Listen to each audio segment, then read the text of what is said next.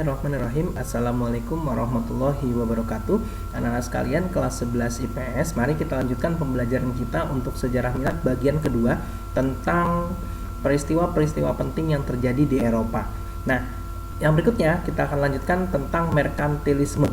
Nah, kita lihat di sini merkantilisme itu apa sih anak-anak? Adalah kebijakan politik dan ekonomi dari suatu negara dengan tujuan menumpuk kekayaan berupa logam mulia sebagai standar kekayaan, kesejahteraan, dan kekuasaan negara tersebut. Jadi semakin banyak logam mulia, dalam hal ini emas, yang dia miliki, maka semakin sejahteralah negara atau masyarakat tersebut termasuk kekuasaannya. Nah, kebijakan negara dalam menerapkan prinsip merkantilisme, coba kita lihat apa yang mereka lakukan. Yang pertama adalah berusaha memiliki logam mulia sebanyak-banyaknya. Yang kedua, menggalakkan kegiatan industri untuk diekspor. Yang ketiga, meningkatkan pertambahan penduduk untuk kepentingan tenaga kerja, meningkatkan perdagangan luar negeri untuk melengkapi perdagangan dalam negerinya, dan negara mengawasi perkembangan perekonomian dan ikut campur bila diperlukan.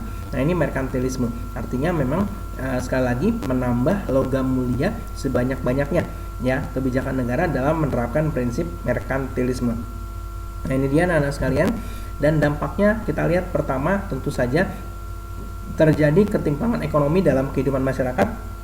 Semakin jauhnya hubungan budak dengan tuannya, artinya semakin betul-betul terjadi yang namanya eksploitasi, ya, eksploitasi antara budak dengan tuannya. Lalu meningkatnya kehidupan feodalisme dalam bentuk kerajaan-kerajaan, lalu munculnya kapitalisme, kolonialisme, dan imperialisme. Nah, pada akhirnya nanti merkantilisme akan menyebabkan munculnya yang namanya revolusi industri. Nah, ini juga sebuah fenomena sosial yang luar biasa terjadi di Eropa, karena nanti revolusi industri akan membuat betul-betul manusia akan digantikan oleh tenaga mesin, sehingga nanti akan memperkuat yang namanya eksploitasi pekerja dengan para tuannya atau para pemodalnya. Nah, nanti akan kita bahas tentang revolusi industri. Nah, ini dia. Revolusi industri terjadi di Inggris, ya, adik-adik semua. Kenapa harus di Inggris? Kita lihat di sini. Yang pertama adalah keamanan dalam negeri Inggris yang semakin mantap dan stabil. Artinya nanti di sini ekonominya, politiknya aman, ekonominya enak, lalu memunculkan banyak kegiatan wirausaha. Jadi akan banyak wira swasta, dan wira swasta ini kebanyakan minatnya itu besar terhadap kegiatan manufaktur atau industri, ya. Dan di luar sana Inggris juga memiliki tanah jajahan yang luas, terjadinya revolusi agraria, berkembangnya ilmu pengetahuan teknologi. Nah, ini terutama banget adalah berkembangnya ilmu pengetahuan dan teknologi. Kenapa ini menjadi yang utama? Karena memang untuk membuat benda-benda yang berguna atau canggih tentu membutuhkan ilmu pengetahuan dan teknologi juga yang canggih. Dan berikutnya adanya modal yang besar di masyarakat saat itu di Inggris untuk mengadakan atau membangun industri yang berskala besar juga. Nah, sehingga nanti inilah dia latar belakang yang menyebabkan memang revolusi industri itu terjadi. Nah, tahapan-tahapannya yang pertama tentu domestic system dulu, home industry. Awalnya dari home industry, dari rumah tangga yang bikin spare part, atau bahasa kita mah perintilan-perintilan deh, daripada benda-benda yang canggih itu. Nanti dari home industry akan berkembang menjadi industri manufaktur yang besar. Nanti sudah berkembang jadi industri manufaktur atau perakitan, maka akan muncul sistem factory atau sistem pabrik, ya, yang sangat besar, ya, berskala besar, sehingga nanti dinamakan factory system. Nah, sehingga nanti akan menciptakan menciptakan benda-benda atau alat-alat teknologi canggih yang dapat menunjang pekerjaan manusia, sehingga nanti akan lebih praktis.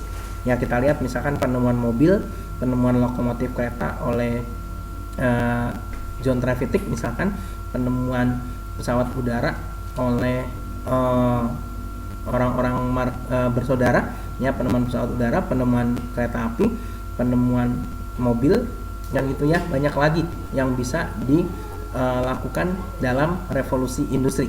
Nah, itu tahapan-tahapannya. Yang berikutnya adalah dampak revolusi industri. Nah, di sini dampaknya kita lihat dalam bidang politik. Yang pertama, ini sudah jelas banget, ya. Yang pertama adalah berkembangnya imperialisme modern. Nah, nanti dari imperialisme modern ini ya juga akan membawa kolonialisme pasti, karena membangun pemerintahan modern itu di negara lain tentu butuh yang namanya kolonialisme atau dijajah dulu baru dibikin pemerintahan di negara lain. Nah, berikutnya adalah berkembangnya paham liberalisme dan sosialisme. Nah, ini terkait dampak revolusi industri pada bidang politik. Nah, kalau bidang ekonomi jelas harga barang murah ya, karena memang banyak diproduksi barangnya, lalu ongkos kerja yang murah, perdagangan dunia jadi maju karena revolusi industri dan berkembangnya kapitalisme modern. Nah, ini udah jelas dari revolusi industri dampak bidang ekonominya. Nah, bidang sosialnya ini nanti juga akan terkait dengan sosiologi ya, dimana nanti ada seorang tokoh yang namanya Karl Marx kemudian akan membahas tentang bagaimana keadaan masyarakat pada masa revolusi industri itu ya, terutama sekali adalah pertentangan antara borjuis dengan proletar ya. Artinya di sini pertentangan antara borjuis majikan dan buruhnya proletar, yang dimana tadi sih kita sudah bahas adanya eksploitasi atau penghisapan tenaga dari buruh ke majikannya, karena yang punya modal majikannya kan gitu ya. Nah, ini munculnya kelas buruh dan semakin banyaknya pengangguran bagi orang-orang yang tidak bisa mengikuti arus revolusi industri, dan kriminalitas merajalela akibat gap yang terjadi antara si borjuis atau majikan dan proletar atau si buruh. Ini yang terjadi pada revolusi industri. Nah, ini juga sering ditanyakan ya, undang-undang yang muncul saat revolusi industri mengingat banyak ketidakadilan yang terjadi pada masa revolusi industri di Inggris saat itu, maka ada beberapa undang-undang yang keluar ya untuk mengamankan hak-hak para pekerja atau hak-hak buruh. Yang pertama, di sini Catholic Emancipation Bill tahun 1829, adanya persamaan hak antara penganut Protestan dan Katolik untuk menjadi pegawai negeri. Ya, jadi haknya disamakan. Yang berikutnya Reform Bill tahun 1832, undang-undang tentang cara penetapan anggota parlemen. Lalu Abolition Bill tahun 1833, undang-undang tentang penghapusan budak ya. Lalu yang berikutnya Factory Act tahun 1833, undang-undang penghapusan anak-anak sebagai pekerja, dan Poor Law tahun 1834, undang-undang untuk mengatasi kemiskinan dan pengangguran. Jadi ada sebuah konsekuensi yang positif juga selain dampak negatif yang terjadi pada masa revolusi industri. Artinya dibuatlah undang-undang yang kemudian dibuatlah peraturan yang kemudian akan meringankan kinerja daripada karyawan atau pekerja saat itu, sehingga nanti pada kenyataannya secara sosiologis akan muncul orang yang kemudian menentang Karl Marx, yakni Ralph Dahrendorf, yang menyatakan bahwasanya tidak selamanya terjadi eksploitasi dari kaum pekerja ya, yang dilakukan oleh kaum majikan atau borjuisnya. Kira-kira begitu hubungannya dengan sejarah serta sosiologinya. Nah, tadi sudah kita singgung sekilas tentang yang namanya kolonialisme dan imperialisme. Nah, di sini kolonialisme dan imperialisme itu pada dasarnya mempunyai arti dan kepentingan yang berbeda. Tapi memang ujungnya sih sama. Ya, perkembangannya namanya ya penjajahan juga lewat penjelajahan. Ya, awalnya ya ada yang namanya penjelajahan samudra yang awalnya dilakukan oleh Spanyol dan Portugis, sehingga nanti diikuti oleh Belanda, Inggris ya, dan negara-negara lain. Nah, kita lihat yang pertama adalah kolonialisme. Kolonialisme berasal dari kata kolonia atau koloni, yaitu daerah jajahan, tanah pemukiman atau tanah jajahan. Nah, kita lihat di sini bentuk kolonialisme dan imperialisme. Ya, kalau imperialismenya apa saja sih? Itu kan nanti kan kita lihat. Nah, imperialismenya ya, kolonialismenya dan imperialismenya yang pertama koloni penduduk, koloni kelebihan penduduk, koloni deportasi, koloni eksploitasi, koloni sekunder, dan koloni penunjang. Artinya tergantung bagaimana nanti kolonialisme yang ingin dilakukan oleh para penjajah ya, untuk mengatasi hal-hal tertentu yang nanti mereka akan alami. Nah, itu tentang yang namanya kolonialisme. Nah, sudah dijajah, teman-teman semua sudah dikuasain, maka nanti penjajah nggak nanggung-nanggung. Pasti nanti dia akan membuat yang namanya imperialisme dari kata imperium atau imperator yang artinya pemerintahan. Pada perkembangannya diartikan sebagai suatu sistem penjajahan langsung suatu negara terhadap negara lain dengan membentuk pemerintahan jajahan dengan menanamkan pengaruh di semua bidang kehidupan daerah jajahan. Nah, itu namanya imperialisme. Nah, di sini kita lihat bentuknya. Bentuk imperialisme berdasarkan kurun waktu.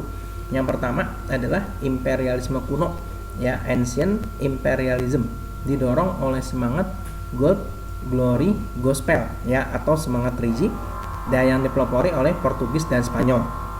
Yang kedua, itu imperialisme kuno. Memang biangnya adalah Portugis dan Spanyol, nggak jauh-jauh dari mereka.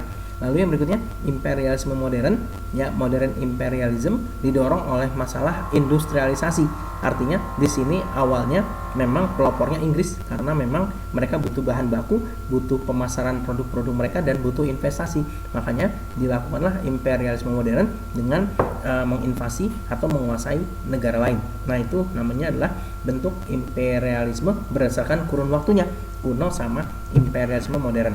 Nah, kalau berdasarkan tujuan penguasaannya ada imperialisme politik, jelas mau menguasai politik dari sebuah tanah jajahan, imperialisme ekonomi, menguasai ekonominya, imperialisme kebudayaan, menguasai budayanya atau menggantikan dengan budaya yang mereka ingin, dan imperialisme militer berarti menggantikan, ya, di sini pemerintahan militer yang ada dengan militernya ala-ala mereka yang menjajah. Nah, demikianlah untuk pembahasan kedua tentang yang namanya peristiwa politik di Eropa yang kemudian pada dasarnya nanti akan mengubah tatanan dunia saat ini. Demikian, itu saja yang dapat Pak Tiar sampaikan. Terima kasih, sukses selalu. Wassalamualaikum warahmatullahi wabarakatuh.